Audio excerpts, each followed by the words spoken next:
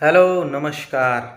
मैं हूं आप सबका अपना विश्वजीत विशु और आप मुझे देख रहे हैं एमपी धुन म्यूज़िक चैनल से, जो कि हमारे छोटे भाई बहुत ही अच्छा गीतकार मेरा छोटा भाई एमपी यादव, जिसको मैं दिल से बहुत मानता हूं।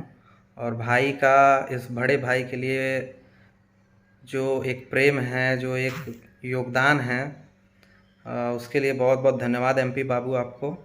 और आपकी ये जो नई चैनल जो आप खोले हैं, जो आपके ये जीवन की नई शुरुआत है, इसके लिए आपको बहुत बहुत शुभकामनाएं।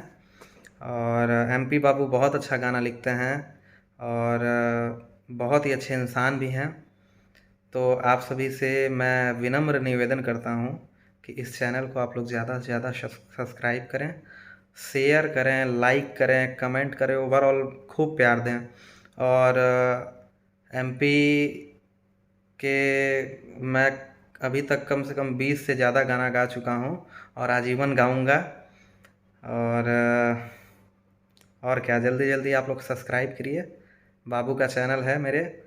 और इस पे बहुत जल्द हमारे भी बहुत सारे गाने आएंगे। तो आप सबको प्रणाम, नमस्कार, हर हर महादेव।